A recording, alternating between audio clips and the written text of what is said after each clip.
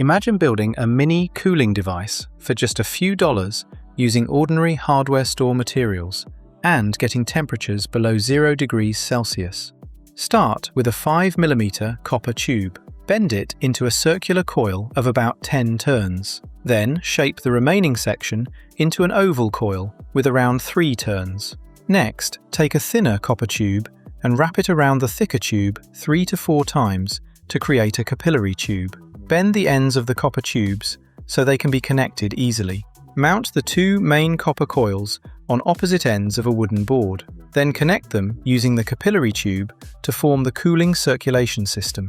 Make sure every connection is securely sealed. For circulation, connect the tubing to a small water pump using flexible hoses. Then install a fan in front of the circular copper coil to blow the cooled air outward. Secure everything to the wooden board using sheet metal and screws. Finally, connect the fan and pump to a power supply. The next step is adding refrigerant. According to the source, a small amount is injected through the pump's hose using a needle. Once powered on, the system begins producing cold air. With some modifications, this compact design could potentially be adapted into a mini air conditioner or small refrigerator. The video also claims very low energy consumption.